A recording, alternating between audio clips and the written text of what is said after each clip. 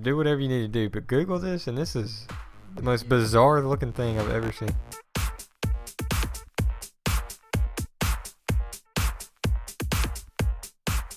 Greetings, everyone. Cody speaking. Sitting across from me is Camper.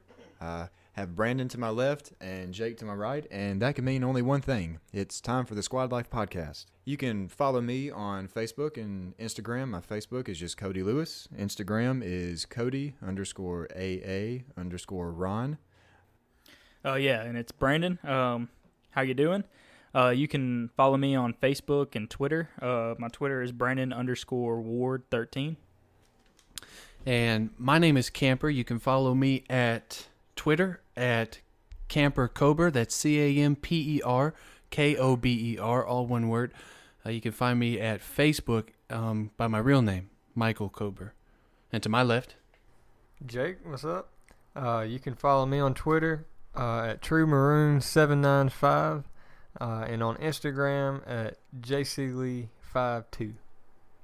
All right, and that rounds out the squad here. Brandon, how was your week? It was good. Didn't get a whole lot done, but did get to experience going to a flea market with Camper, which I'm going to explain later on in the in the podcast. It was very interesting to say the least. Besides that, it's just been a good week. We did our first giveaway, which was a lot of fun. I feel bad for the person who had to watch 30 minutes of Facebook Live to finally found out they won the giveaway. But it's been a good week. Good. And Camper? Boy, my week has been pretty good. It was busy last weekend editing the first podcast that if you haven't had a chance to go listen to, we encourage you to go do that. I will say that was my first editing experience, so kind of getting a little my first trial run underneath my belt, and hopefully moving forward it'll be a little bit better in quality. But other than that, I just got done with finals last week, so enjoying some time off, watching some TV, some playoff games. Yeah, good stuff. That's what it is. Jake. Well, my week kind of started off just as a regular week, but on Wednesday, something pretty big happened, and I don't know if all y'all know this or not, but my future in-laws came up pretty clutch, and they went and got my fiance a new car. I did see that. Yeah, so that was a pretty big deal for both of us, because she was going to be needing a new car pretty soon, and we're getting married in August. So yeah, but they came up clutch and went and got that for her and for us. So that made my week pretty good. So what is it? It's a Toyota Camry. It's a 2017. It's brand new. Yeah. Yeah, it had 28 miles on it when she drove it off the lot. So wow. Yeah. So newer y'all both have newer vehicles. Yeah. Because you just got a new truck. Yeah, I got a new truck. It hadn't been a year yet. So yeah, we both got new vehicles. So we're starting off on the right foot. So. Well, question: Would you ever let her drive your truck? If I'm in the right mood, I've offered probably a handful of times, but most of the time I'm going to say no. But I don't really let anybody drive my truck but me. Sure, that's understandable. And what about you? How was your week? Well, mine was just as normal as any other week for me. Worked Monday through today, 8 to 5. Although last weekend, after recording the podcast, I did drive to Jackson and arrived in Jackson at 2:15 in the morning, I believe. I had been asleep for quite a while at that point. Yeah. Well, I took a few naps on the drive. That's a joke. Is it? Yes. Mm. Yes. Actually, that was a pretty easy drive. I was wide awake, surprisingly. But I was helping a friend move into her new house. Got to do that. Go to church with her at Pine Lake in Flowood, I believe is where it was. And it's a big church. They have 3 morning services on Sunday. Wow. Yeah. And got to check out their youth group that night. It was a pretty cool weekend. So, and now we're going to move into our main topic segment. We have a couple topics that we want to bring to the table. I'm going to let Camper take the floor with his first. So go ahead there, Camper. There's a pretty big one in the world of sports, but I think it's kind of encompassing of multiple fields here. You don't really need to know everything about sports to be able to contribute to this topic. But if you are familiar with sports, then you're familiar with the name LaVar Ball and kind of the things that he's been doing over the past year or so while his son was playing in his first year at UCLA.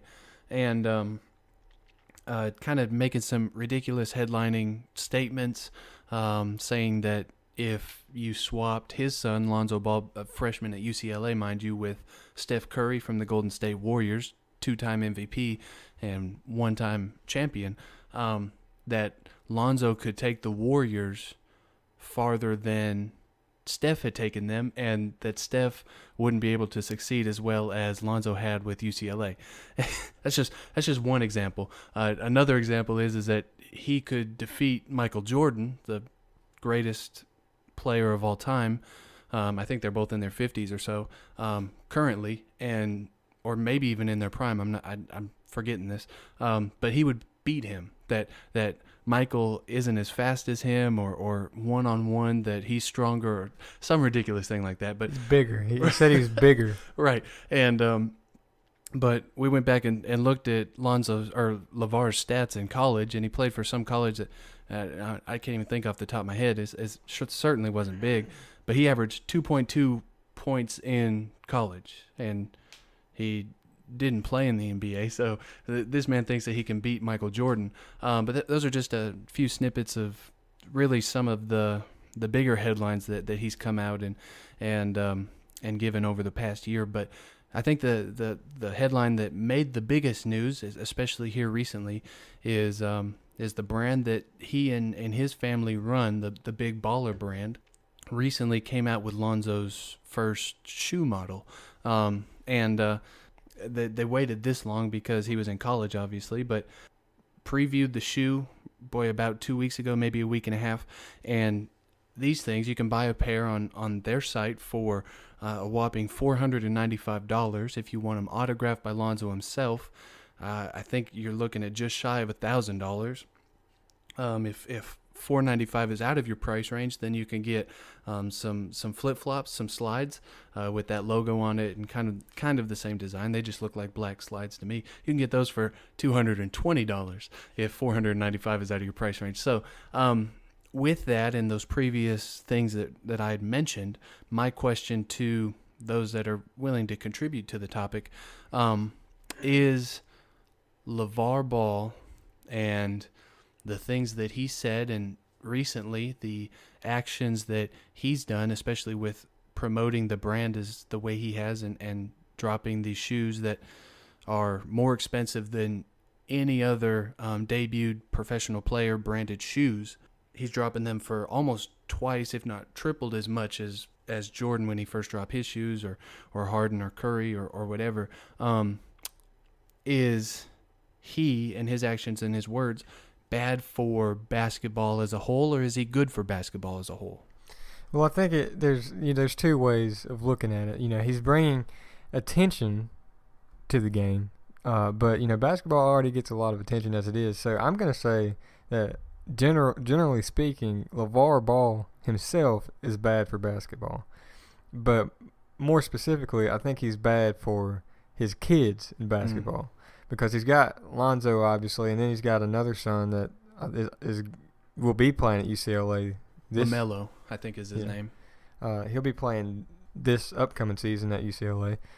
And there's already a ton of basketball fans, myself included, that don't want to see Lonzo succeed. I don't know how y'all feel about that, but just because of the actions of his dad, I hope that he plays and plays horribly just because the ridiculous claims his dad has made about himself and Lonzo.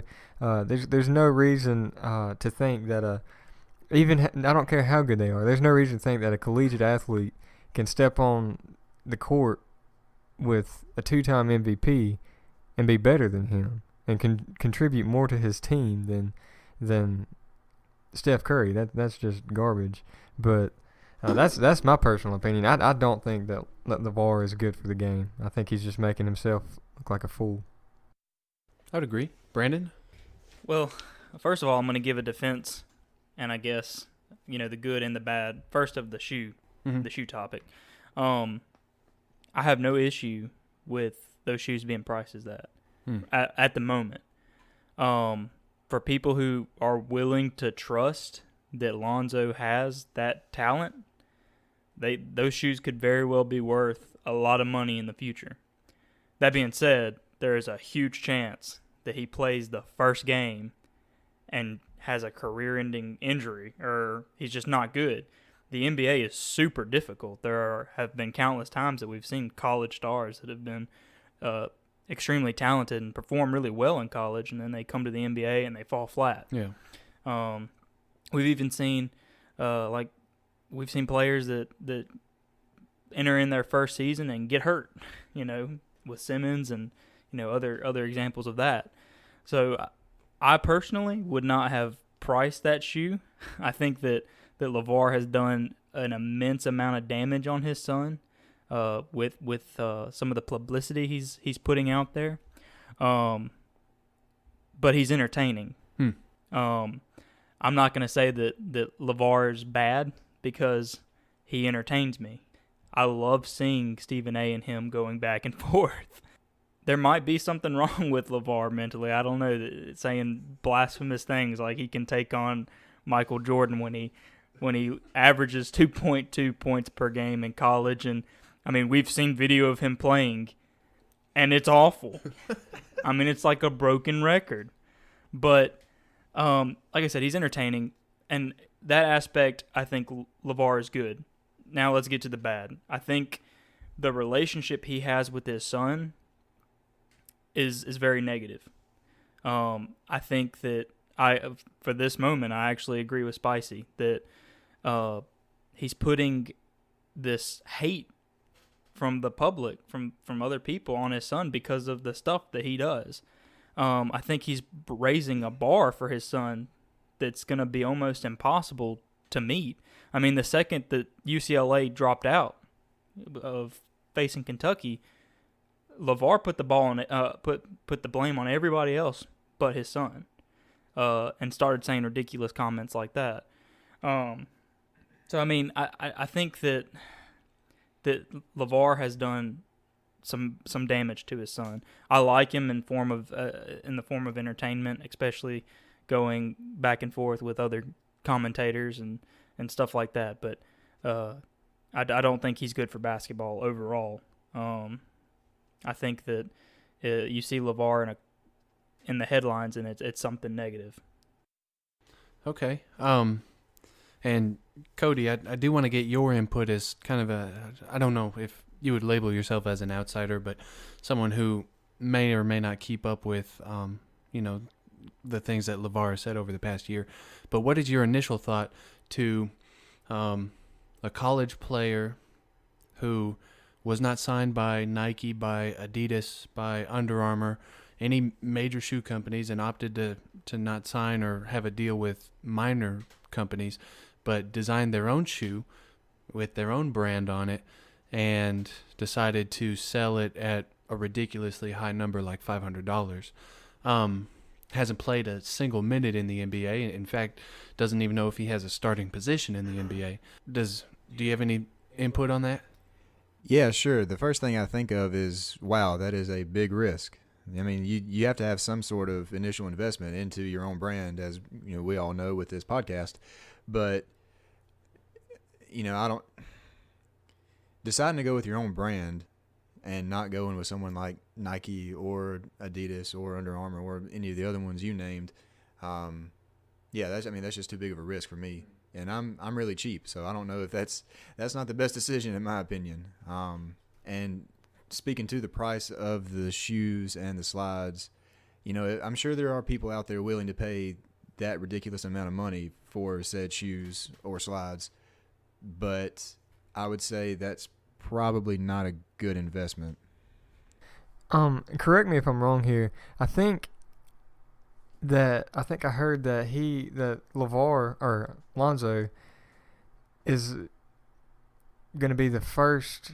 I don't remember if it was like top 5 or top 10 or just first round draft pick that doesn't have a shoe deal. Yeah, I wouldn't be able to speak in to quite that. a while. Hmm. And I think that kind of speaks to what LaVar has done, just for his family's name. Basically, he was trying to sell his brand to Adidas or Nike or Under Armour, and not wanting an endorsement from those companies, which that's a very steep price to pay, or that's asking a lot of a kid that's never played a minute in the NBA, and like we've all said, you don't know what you're gonna get. So and I don't fault Nike or any of the other ones for saying no to such an outrageous request. And the name itself to me is just not appealing. Like the big baller brand, it just doesn't really roll off the tongue. It's not like oh, you got those new Nike, or you got the new Kyries, or you got the new Kobe's or Jordans, whatever.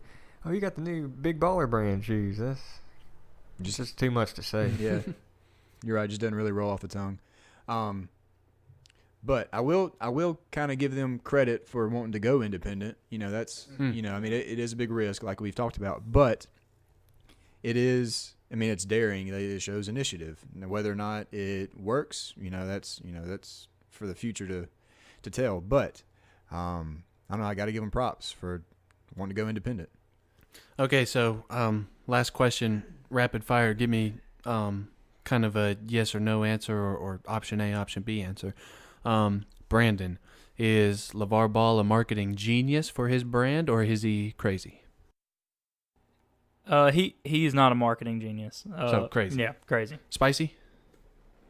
If Lonzo ends up being the best basketball player of all time, genius. But right now, he is no. Cody? I'm going to also go with crazy. Okay.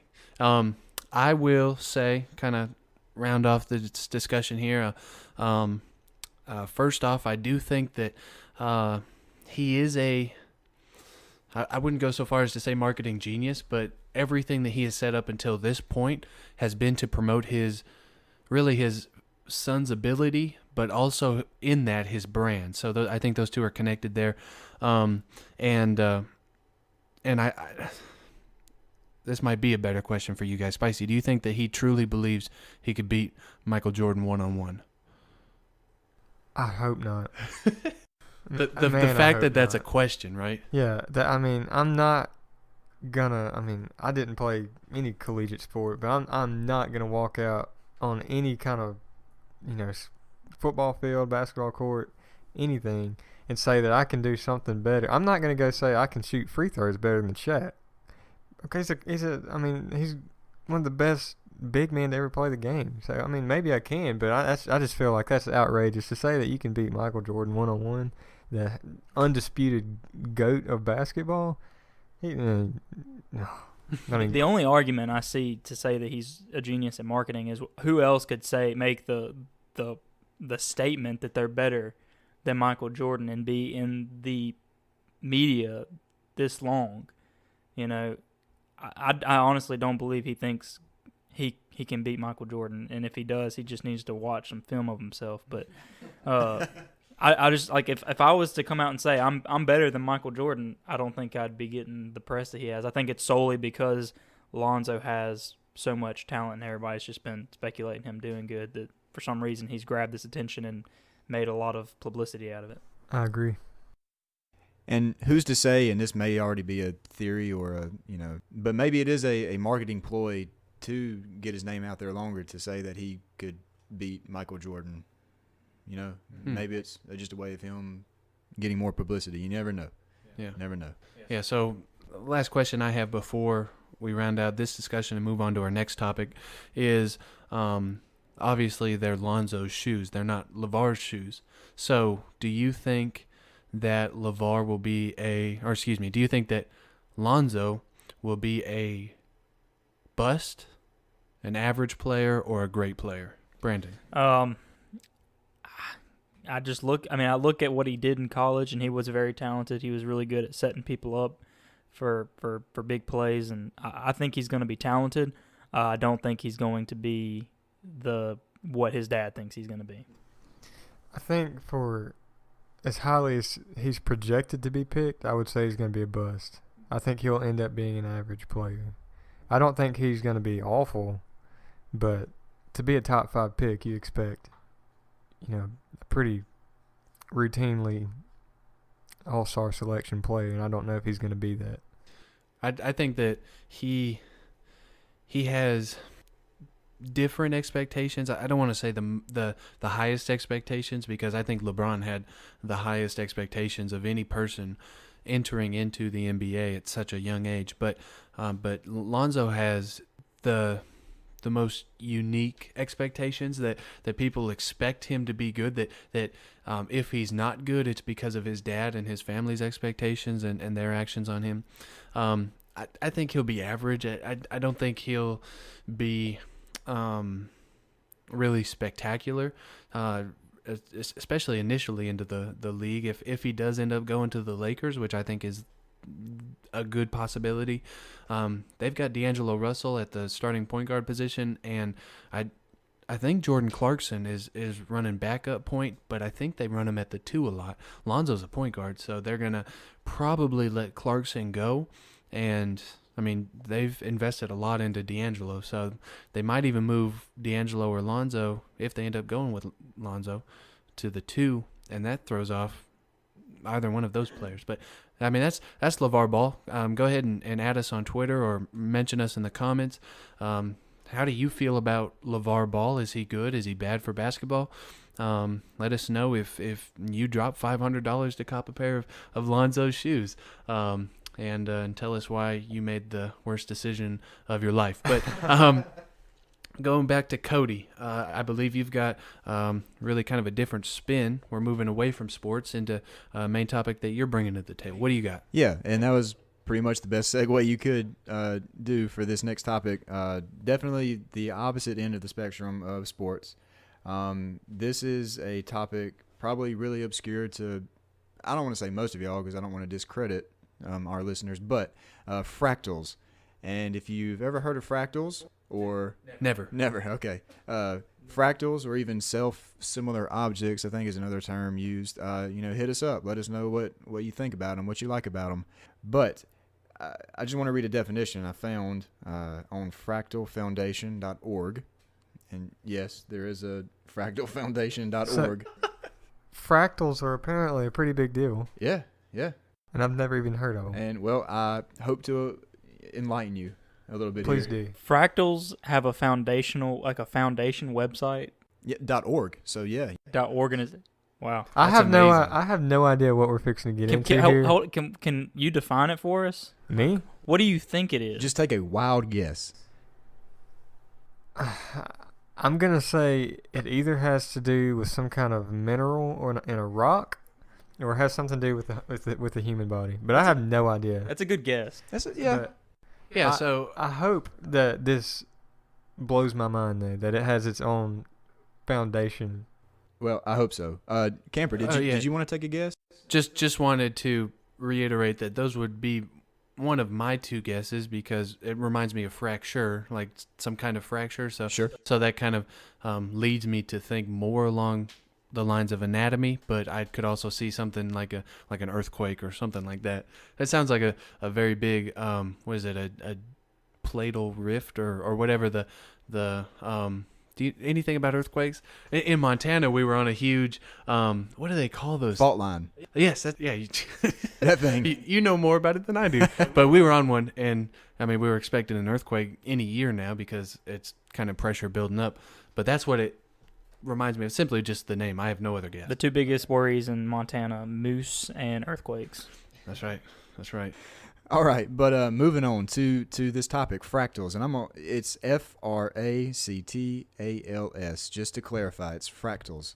All right, but yes, it was in physics 2, I believe that It we. was 2. Yeah, okay, so it was physics 2 that we first found out about fractals. And let me just read you a definition. You can't. I'll read it for you. A fractal is a never-ending pattern. Fractals are infinitely complex patterns that are self-similar across different scales. They are created by repeating a simple process over and over in an ongoing feedback loop. Driven by recursion, fractals are images of dynamic systems, the pictures of chaos. And I just really like that phrase right there, the pictures of chaos. I wish you guys could see Spicy's face when Cody was reading that definition. If the listeners did not truly understand what Cody just said, fractals are an acid trip. It's a good definition. Basically, yes. And continuing on, the definition continues. It says, geometrically, they exist in between our familiar dimensions. Fractal patterns are extremely familiar, since nature is full of fractals. For instance, trees, rivers, coastlines, mountains, clouds, seashells, hurricanes. Also think of snowflakes, ferns, and something really cool that you can look this up. It's Romanesco broccoli. Romanesco broccoli. You'll see some really cool pictures of this natural fractal. Can be generated by a computer calculating a simple equation over and over. And a few more mathematical or computer-generated fractals are the Sierpinski triangle or the Von Koch snowflake. Again, you can find all of these pictures online. They're really cool. But basically and I'm going to elaborate more on the Mandelbrot set. It is a really cool design, again, that you can find online. But the really neat thing about this fractal and others is that you can zoom in on any part of it, and you see the whole picture is seen at every level of zoom that you can go. Like it's really hard to explain, but if there are a few YouTube videos that you can view, and I think one of them is called the hardest Mandelbrot zoom ever.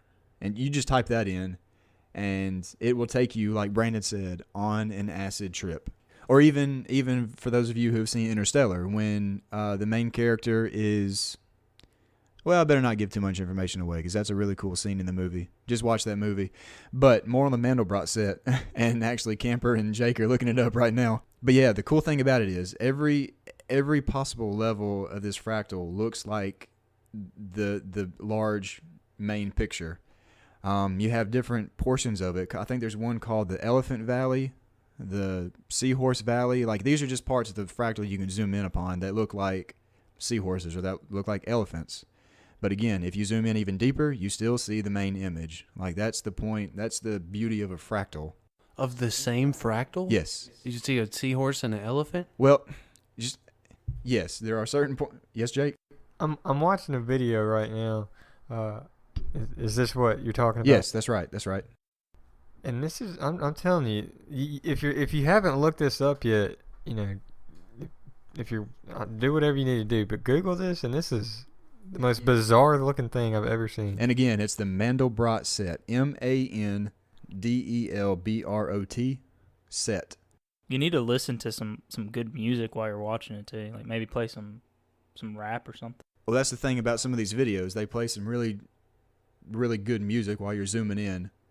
And you may not want to watch the video all the way through because there is a good chance that you will get dizzy. This may actually be what's wrong with LaVar Ball. Maybe he accidentally came across some fractals and was like, it just messed up his mind. Like these two topics may actually be related. This is bizarre. This is really trippy. It is. But it goes slow though. Like it's kind of like soothing at the start. I don't imagine myself sitting down for 10 minutes, but it's soothing how it just fits perfectly. Right. See, it drives me mad looking at it for some reason. I don't know why. Like I don't know. It's like watching it. If you ever watch The Office, they make a reference to it, but it's like watching the DVD thing hit the corner and watching it bounce around on the TV screen until it finally hits the corner. Right. The question of will it ever hit the corner is the same kind of question when you're watching that thing. Well, it can't look the same, and then it gets there and it does look the same. Right. Like, it's my life's complete. And see, I'm gonna have to check this out later when we're not recording this, so I can actually look. Please do. Wasn't there a tree that we and when we took physics 2 that we actually looked at? That I'm pretty sure there's a tree, like a fern. Was it a Yes. And yes, I have that listed here too. Ferns are also fractals because if you take the main fern frond, I don't know what you want to call it, an offshoot of that frond, it looks just like the main frond. But yeah, if you take a offshoot of the main frond, it has little offshoots also, and you just basically see the big picture on a smaller scale the closer you get, which of course with a natural fractal like that, you can only go in so far before you don't see the whole picture. But this computer generated image of the Mandelbrot set, because computers can do way higher math than we can, you can zoom in as much as you want, as much as a computer can at this point, and you can, depending on where you zoom, you can still see the main picture of the Mandelbrot set. And again, I just want to make sure that the websites are plugged. It's fractalfoundation.org is where I found that definition. So I guess the website kind of sounded, I'm sure it is legit, but I mean, it sounded like a much better cause before you explained what fractals were. What is the foundation of fractals? What does it do? Can you support them? I'm sure you can. I really didn't check into that. I was just trying to find a good definition of a fractal. What are they doing that you can support them for? I have no idea, honestly. They're zooming in on fractals. Can I volunteer for the Fractal Foundation? If you're just as curious as Camper is about whether or not you can support the Fractal Foundation, go to fractalfoundation.org. And if you're interested in finding ways on how to support the Squad Life podcast, you go on to our Facebook page. We'll give a link to our Patreon page that you can learn how to support us. But figured I'd plug that in right there. That was a perfect plug. That was a perfect setup. That was a good segue. Camper is a better marketer than LaVar Ball. I had that on record now. Hands down. But we'll give you a little bit more information at the end, so stick with us. And just to make sure that I hit as much information as possible, the Mandelbrot set was named after a guy, and I'm probably going to butcher his name, Benoit. I'm just going to say Benoit. French? Yeah. I think that's probably right. Okay, so Benoit Mandelbrot, and that's probably not even how to pronounce the last name accurately in French. But I just went to the fractalfoundation.org because I'm really curious. If you go there, you can actually buy some Fractal show tickets.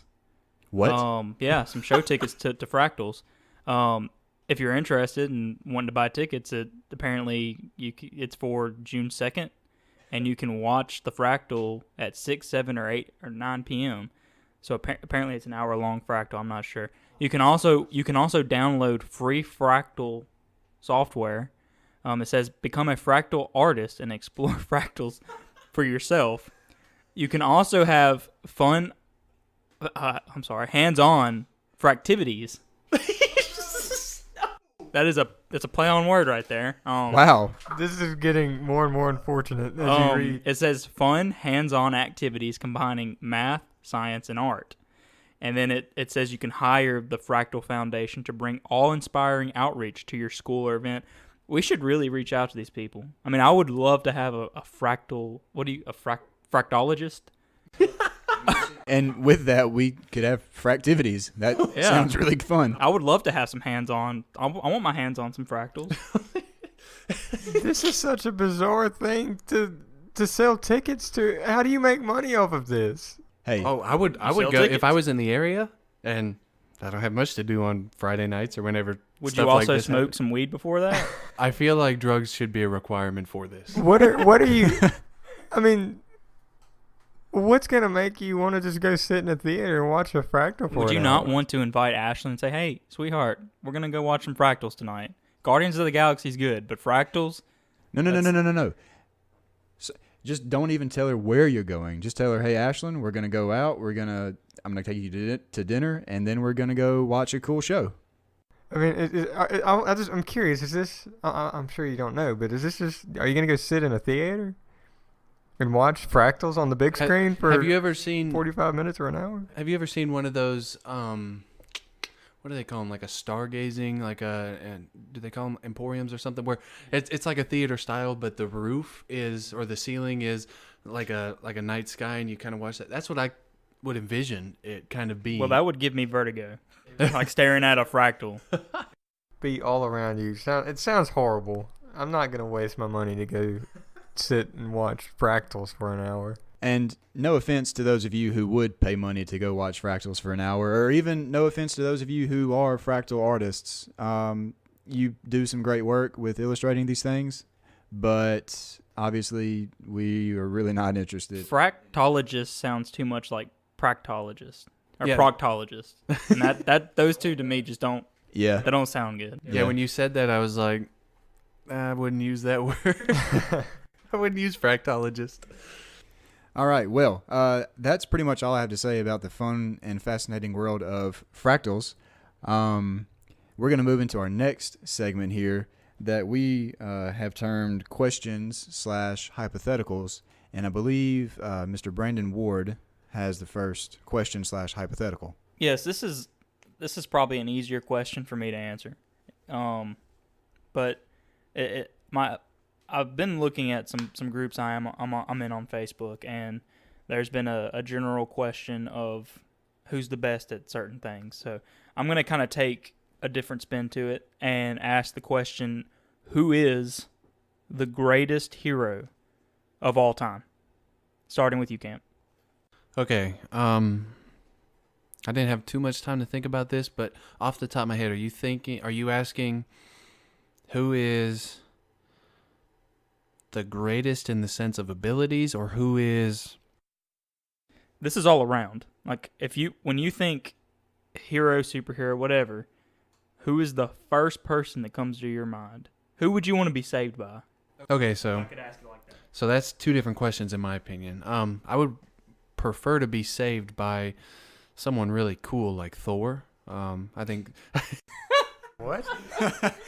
There's literally so many heroes, and you choose Thor. Yeah, out of all the superheroes, and especially there's a lot of cool ones. Thor does not make. Do That you doesn't have- even crack the top 5. I don't think. Do you have a man crush on Chris Hemsworth? I mean, you guys can just keep making fun of me, but Thor is super cool. And it may be Chris, but at the same time, just the thought of this buff guy in a cape that flies around with his hammer. I mean, I'm being honest. Like, okay, so that's kind of weird. I might edit that out. But I mean, Thor is really cool, and it because I don't know if he wears like armor instead of spandex. Like, I don't want to be saved by some guy in tights that with slick back hair. I mean, Thor's hair is great. What is happening? I don't know how you want me to answer this question. Thor is one of my favorite superheroes, and yeah, probably my favorite from Marvel. I would obviously want to be saved by the Ninja Turtles, though, if you can accept that answer. But the greatest, that's a different question, because I think the greatest is if he used his abilities to the full logical sense of his abilities, would be the Flash. I mean, he's kind of overpowered, if you ask me. The dude can turn back time. He can run on water. He can dodge any sort of punch or bullet or whatever you have thrown at him. I really can't think of a way to stop him. But yeah, those would be my two. What about you, Jake? Does this have to be a superhero? No, it doesn't have to. I said hero or superhero. Okay. You can do something. Well, if we're going superhero, I'm gonna say Batman or Iron Man. But I would say on this is gonna be a lot more serious note. Just as far as heroes go, I think Chris Kyle's pretty cool. That American Sniper was based off of. Obviously not a perfect guy, but saved a lot of soldiers' lives there, and I think he's one of my favorite heroes. Yeah, that's true. Cody? And just a note, Camper and I did not discuss this beforehand, but I also would say the greatest is the Flash. So Superman thinks the greatest hero is the Flash. Well, Superman is cool, but I've just here recently I've become a really big fan of the Flash, and not only, well, let me be more specific, not just the Flash, but the first Flash that I know of. And if y'all out there are listening know more than I do, which I'm sure you do, Jay Garrick is, as far as I know, the first speedster. Now, did you come to really like Jay Garrett through the comics or the TV show? I would say more of the comics. After seeing him in the TV show, I researched him a little bit more. And like I said, as far as I know, he was the first speedster. Therefore, he had to learn his abilities by himself. He didn't have an instructor or a teacher. And so he was kind of out there by himself learning how to use his super speed. So that's why I think he is the greatest superhero. Okay, and I'll be short because y'all already know what I'm going to say. The greatest superhero of all time is Batman, and I say superhero because he has absolutely no superpowers, but yet a lot of money. Yeah, but he also has hung with superheroes. He saved Flash. So if you think Flash is the greatest superhero, really Batman is because he saved Flash. Same goes for even Thor. They're in crossovers between DC and Marvel, so I'm just going to throw that out there. I would also just like to thank Cody for not going into such great detail in describing the Flash's physical character like Camper did describing Thor. Buff arms, I'm quoting. I mean, I got to think of how to say this because I may not edit this out. Please don't. I mean, if you think of someone who is capable of saving you in your time of distress, Thor fits the image of that person who's capable. That's what I was trying to say. I just came across as someone who has a man crush on him. But you didn't leave it at that. That's what He does have luscious hair. he does. I like the outfits where his whole arms are showing because that's something that I would want to wear if I had those arms. I'm just being honest, man. Real quick, if we have any fans or any listeners out there right now who know how to Photoshop, it is your mission to Photoshop Thor, the Chris Hemsworth Thor, holding Camper in his buff arms. I'll make it my profile picture. Oh, there it is. The arms have to be showing apparently because that's part of the costume. Well, it just looks cooler if it's sleeveless. It's just how it is. Sun's out, guns out. That's right. And now that's a great time to move into our next little topic here. Jake, take it away. So we're recording this the night after Game 6 of the San Antonio-Houston series. And if you remember last week, if you were able to listen, I'm a Rockets fan, and a new Rockets fan, but I am a Rockets fan. I wasn't able to watch the game last night. I was at a high school playoff baseball game, but I was keeping up with the score. And I just want to ask, after watching the highlights and things, what in the world was wrong with James Harden last night? Because not only did Houston just get beat down, but he played horrible. I could have produced just as much as he did last night. Well, if you go by what Stephen A. says, he was drugged. Yeah. I mean, is he just that unclutch, or was there really something wrong with him? There was something going on. I don't know what went on. It was definitely you see how James Harden plays throughout the season, and you see how he performed last night, and there was something off with him. I mean, he went 5 points, 5 turnovers, 3 fouls just in the first half. So I think it was a trickle-down effect. I mean, he kind of just didn't have success early on, and I think that may have affected the way he performed through the rest of the game. And he didn't really have a whole lot of backup and, filling in that gap that he normally provides. And I think if he would have, because the Rockets have some really great shooters, but it was just the Spurs night. I mean, Aldridge just went out. He just went ham on him. I mean, he impressed me, and all of us in our group message said, "This is the Rockets." Like, we had kind of just come to the conclusions that the Spurs didn't have a chance, but they proved me wrong. So go Spurs Nation. Boy, I don't know where James Harden was last night. I agree with Stephen A. He wasn't the same James Harden that we saw in the regular season, and he wasn't the same James Harden that has proved himself to be capable of dropping more than 30 points in the Oklahoma City series or even in spurts of the Spurs series. But I would go along with what Brandon said, just simply that some early mistakes on his part, I would say, lended him towards kind of trying to get his teammates involved so that it wasn't just him.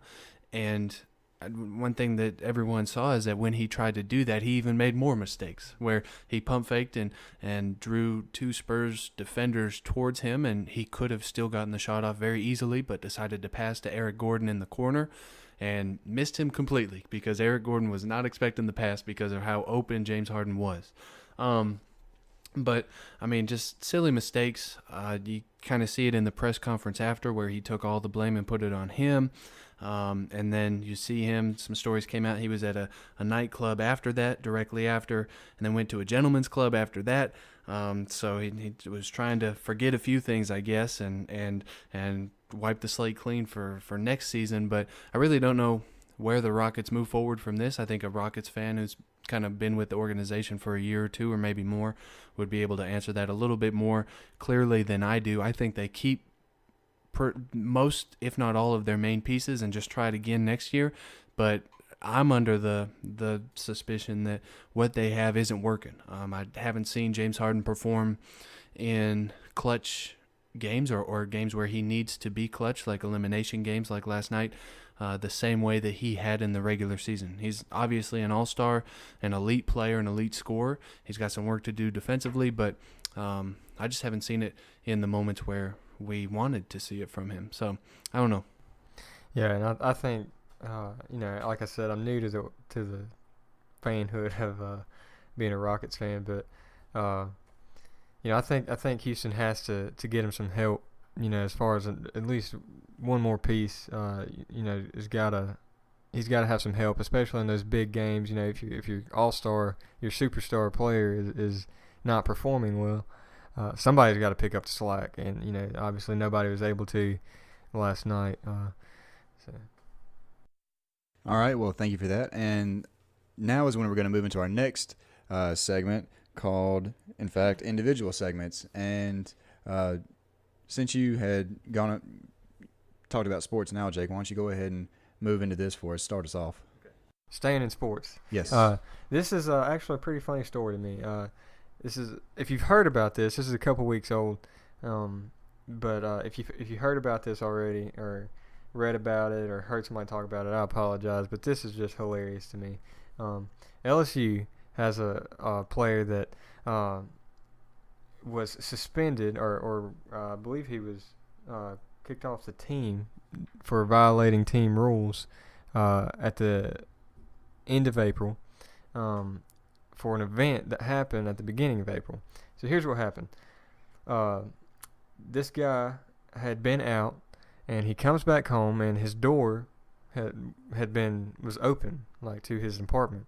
So someone had broke in, who'd forced the door open, and he sees that some electronics were stolen. I think it was an Xbox and like some Xbox, I guess, controllers and stuff goes with that, and some cash was missing from his apartment.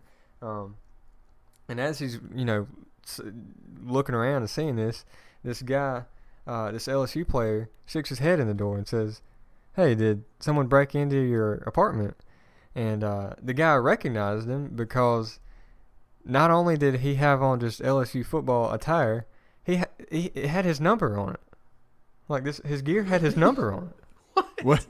And he said, "Yeah, somebody broke into my apartment and stole, some stuff from my apartment." And he's like, "Man, I hope you catch him," or whatever, I guess. And he said, the victim goes, "Well, I'm fixing to go look at my security cameras, and see if I can figure out who this guy is."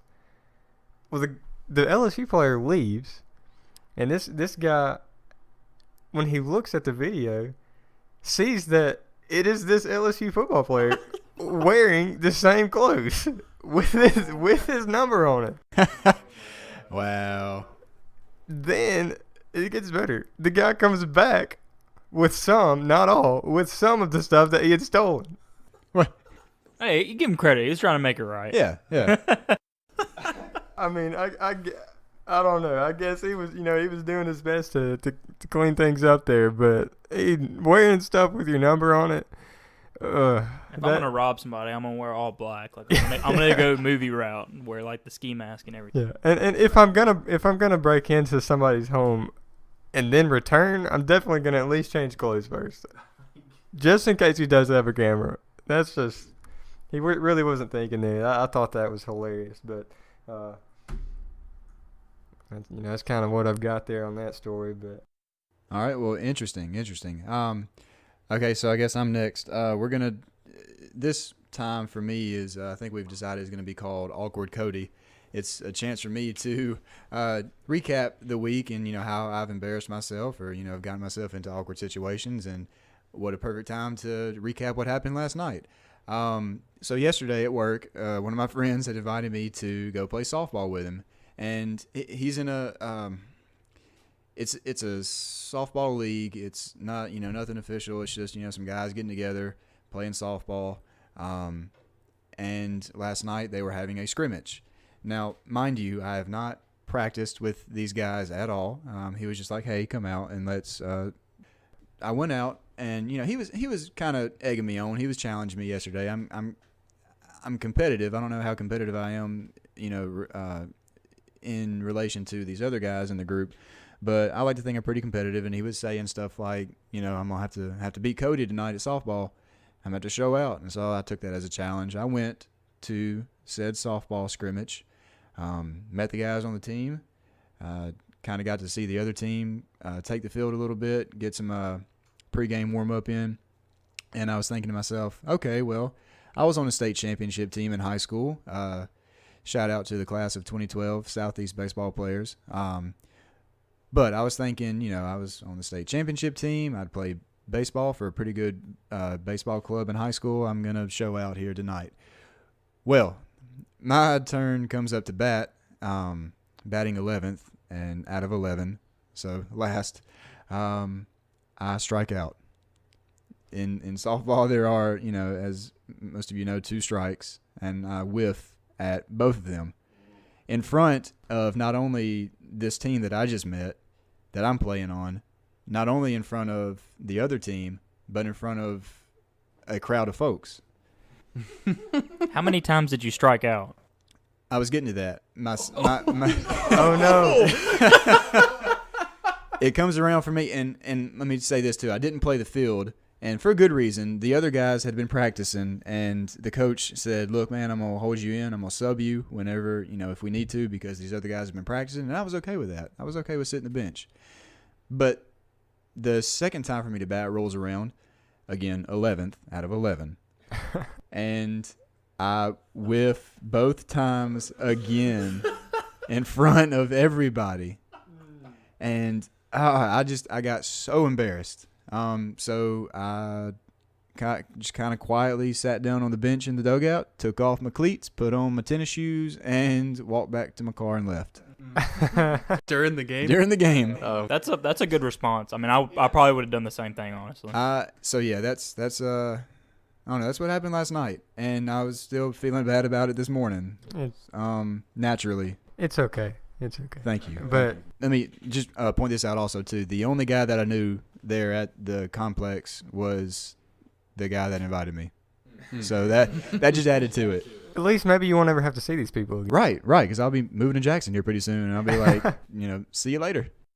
But that's all I have to say. So, Brandon, I'm going to hand it off to you.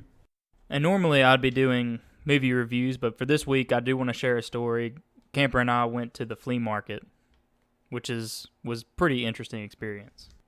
We walked into the first flea market, and I would hear an occasional, "What the freak?" And you find some weird stuff, man. Or I would hear, "What is that?" Or, "Oh my gosh."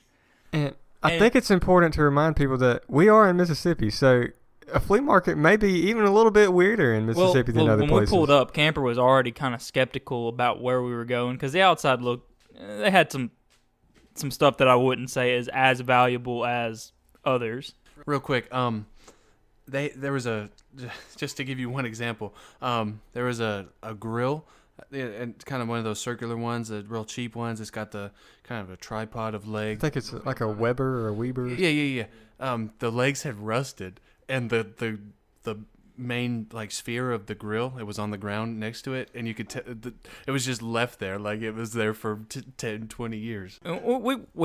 This flea market's huge, and if it was on HDTV recently, so it's a pretty big flea market, and we're just making our way through. And like I said, I would hear occasional "what the freaks" and "holy crap" and "what the poop," every now and then. And when we found some pretty crazy looking stuff, we found a doll. For one, and the eyes on this doll were blurry. Like, it looked like if this doll was living, she'd be blind, like, blurry eyes. Like, it was pretty terrifying. I tried to get Camper to look at it. He wouldn't really have any of it. But we went to some other parts of it. I'm actually going to post a picture of this later. Camper picked up a picture of a couple clowns. Five clowns, one sitting on a rainbow, one crying. What this is like in a frame, Yeah, a picture frame. of clowns, and there were multiple clown pictures in this particular vendor. Not the only one. Yeah, so like when Camper picked that one up, he was like, "Oh," because there was another one. Wow. Because there was another one right there. So I want to go ahead and apologize if you have a picture of a clown in your house, but what makes somebody say, "You know what? I think I want to hang that up in my house"?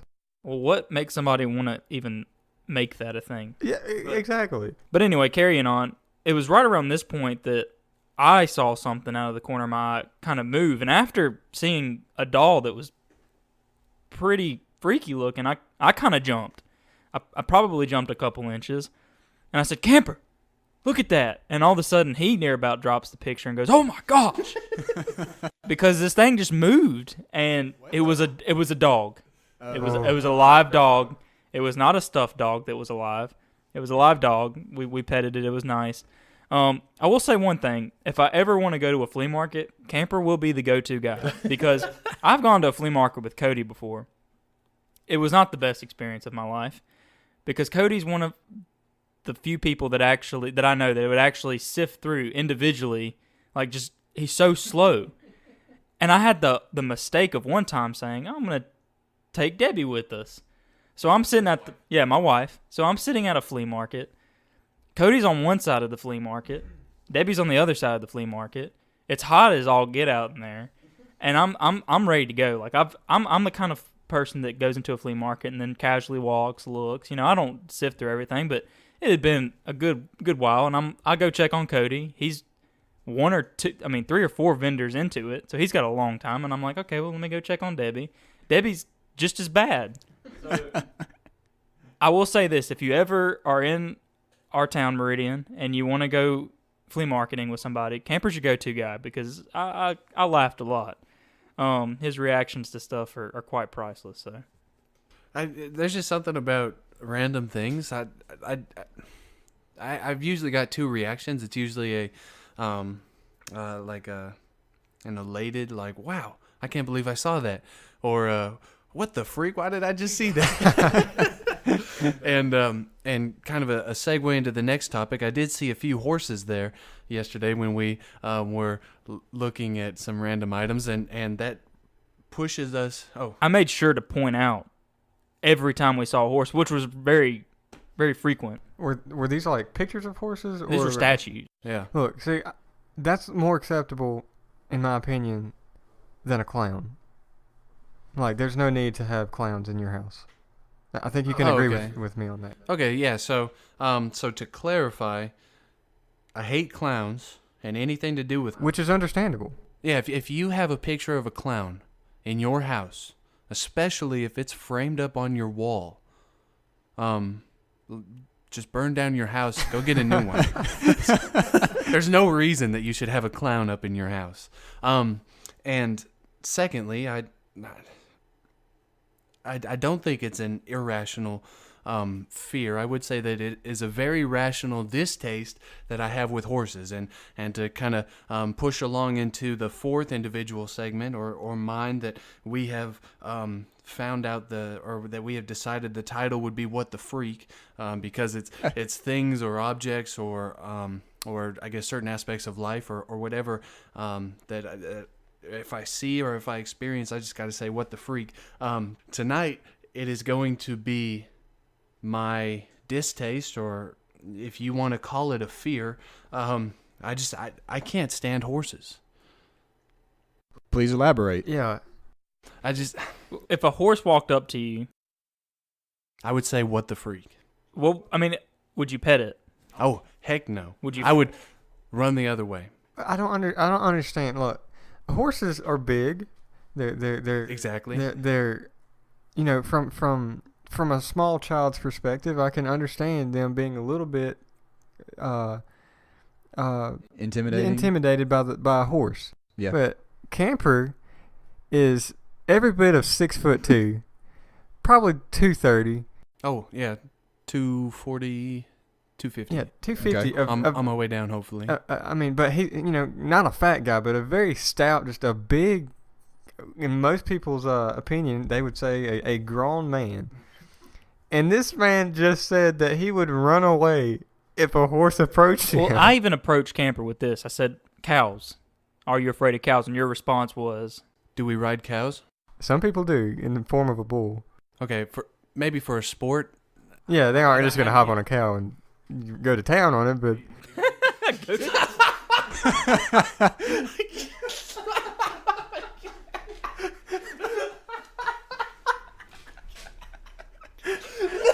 We're keeping that. Put that at the beginning, please. I'm putting that in the buffalo. Normally aren't going to get on a cow and go to town on it. But I just feel like there's no need to be afraid of a horse. I mean, horses have contributed so much to human society and furthering our human domain. I don't know what you would say, but Advancing civilization. Yeah, advancing civilization. They played a vital part in that. And Camper's afraid of them. That's a fair point. I really hadn't thought about that. Let me elaborate for a second. The cows really aren't a fair counter argument, if you ask me, because people don't leisurely ride cows. The cows are for food, right? Mm-hmm. Yeah, so I mean, 95% of people who raise cattle, or maybe even 99%, I don't know, they do it for the purpose of food. I'm not going to go walking up to a cow, though, and like people do with horses, they just stroll up to horses with like a carrot or whatever horses eat in their hand, and they hold it out for the horse. And I mean, this head of this horse is as big as my torso. The mouth itself could eat my entire arm, and they got these carrots and these horse bits or whatever they feed them, and they just put it out, and the horse like nibbles on it. And how many times have people lost fingers? Countless times. I can't even count. I don't think I've ever heard of someone saying, "Oh, my horse bit my finger off." But I will give you the one thing I will give you about a horse. I'm not afraid of horses, but they do have strange looking teeth. No, that's not just. I mean, that too they do, which I saw. And I don't think there's very many. I don't think there's, but like, I don't know. I've never really inspected a horse's mouth, but I feel like when they're like eating an apple and they have their lips open, I'm only seeing like 8 teeth. So it's kind of weird looking. But granted, most farm animals have weird teeth. I saw an alpaca today, and like all you could see was his teeth. Like his lips weren't down. But to give Camper credit, looking at a horse bugs me, because their hair, it looks funky. I don't know why. Like it looks like an 80s rock star. Yeah, like I don't know. Just seeing like a picture of a horse with their hair going in the wind, I want to punch it in the face. Wow, don't do that, because now you're going to make the horse angry. Then you probably should be afraid of the horse. I don't know, it just bugs me. I think a horse with the mane flowing in the wind looks very majestic. I would agree with that. I would agree with that. I'm with Cody on this. I look at a horse in most cases and say, that's a really pretty animal. It's a very beautiful display of power. Exactly. I mean, they're strong. So is a fist. But most horses are gentle too, though. Now that if you have a wild horse, they're not typically gentle, but those are to be feared. Definitely a wild horse. I'm glad you guys are taking my segment because you already had your own. If you would just let me explain that, I mean, it might bring some sense to you. That's probably why you're talking so much, is because you know it deep down that you don't like horses. You just don't want to believe it. My question is how big of a fence holds in a horse? I mean, that people normally use. A big fence. Could the horse jump over it? Yeah, probably. Okay, so, I mean, why are these our pets? Could a horse kick you in your head and you die? Yeah. In fact, it happens somewhat frequently. Right? Dogs attack. Yeah, that's what I Okay. was gonna say. Right. Dogs Right. attack. And I've actually How big is a dog? It depends on the dogs. It's not bigger than me. Well, there are some big dogs out there. If a dog's running after me, I'd probably run. But people don't let horses come in their house either, though. They're not gonna say like, Right? For good reason. well, they're too big. Oh, thank you. But Finally, some sense. there's no need for them to be scared of them. They're outside, though. Absolutely, there is. Can he still kick you outside? Well, look, okay, what about this? I've heard of people having deer as pets outside. Would you be afraid of a deer? They're kind of Is- like a horse, but significantly smaller. Is a deer afraid of you? most of the time, yes. My problem with horses is that they're too comfortable with us. That they've grown accustomed to us extending our hands with carrots and eating with their ginormous teeth and the breath that, I mean, it just like pushes your hand down because of how big this animal is, and the little eyes that are in the middle of this this ginormous horse head, they just extend out there, and the hair that flows, and my only question is why have we decided, you know what, that's an animal that I would like to sit upon and ride? Because they're strong and they can go for hours. Okay, so can cars. So they didn't have cars in the 1800s. all I'm saying is it's 2017 and people are still riding horses. Cars can't kick you. Yeah, but the horses can go a lot of places that cars can't. Also, if you get hit by a car, I'm pretty sure you have a greater chance of dying because of that than a free horse kick. Yeah, Because I had a friend in high school. She got kicked in the face by a horse, and she's still alive. Does she still hang out with horses? Yes. That's irrational. If a horse kicks me, see, I think that I'm rational enough to say, you know what, I don't need to be kicked by a horse in order to understand how dangerous these animals are. This girl that you're bringing up got kicked by a horse and is still hanging out with horses. I'm not. Right. I'm just going to avoid the whole situation. well, look, like so you like hockey. Yeah. So I mean, if somebody, I don't know, if you somehow got injured playing hockey, let's say you fell and somehow somebody accidentally like cut you with their skate or something, some bizarre scenario. Mm-hmm. Are you gonna get back on the ice? Absolutely. Because Why? it's in That's my irrational. control. No, it's not. That guy didn't mean to step on you, but he did. Okay, so you're saying he stepped on me? That- well, like that- just like he cut you, just accidentally. He couldn't stop in time or something. He tried to plant and he. Okay, so a little bit about hockey. People normally don't step on people. There have been a lot of cases where a player is flipped or is hit, and their skate gets kicked up in the air and it hits Yeah. a goalie or a player in the neck Yeah. or an exposed area. But I mean, yeah, that I don't see the correlation of why you're. Well, bringing here's this up. here's a better scenario. Camper several months ago, maybe even a year ago, was driving through Meridian and was shot at with a 9mm and hit his car and like put a hole in the side of his car. Camper was fine, no physical damage. I'm sure psychologically it messed with him a little bit, but maybe that's why he's afraid of horses. But Thug life. you still get in your car and you drive through town, right? Yeah, but I still don't know why you're bringing this up. But yes, Well, I'm just trying to make the point that you got to get back up. You got to get back on the horse. That's a okay, yeah. that's a phrase. What I'm saying is I would rather not be kicked by an animal that's larger than me, that is very likely to kick me if I upset it in any way. All right. Well, thank you, Camper, for your fascinating description of why you are intimidated or wary of horses. But now we're going to move into our final segment of the podcast where we kind of plug, I don't know, just what we're interested in, what happened over the week, what we're, whatever we're thankful for. So take it away, Brandon. My plug for this week is Jamie Costa. He is a voice impressionist. You can look up his videos on YouTube. You can follow him on Snapchat. You can look him up on Facebook. He's really, really good. Does Robin Williams all the way to Jack Nicholson. So just look him up. My plug is another person. I've actually been listening to a hip-hop artist by the name of Lil Dicky. If you're familiar with his stuff, then you know that he's got some talent. He actually started up through Kickstarter as a hip hop artist. He's making his way now. But I've been on repeat on the song Russell Westbrook on a Farm, and I might bring an analysis of that song in future episodes, but check him out, Lil Dicky. I'm going to plug the DC Breeze. It's a ultimate frisbee, professional ultimate frisbee team.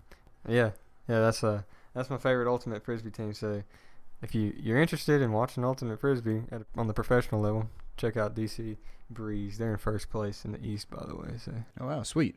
And I'm gonna plug Big Lots.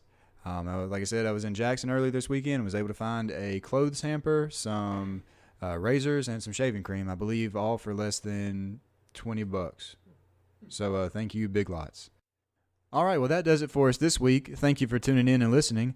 Yeah, be on the lookout this Wednesday, coming up, May 17th. We're going to be dropping our website that we've been working really, really hard on. And just to give you guys a little reminder, we reminded you last week that if anyone would leave us a review, that we'd be sure to give them a shout out this week.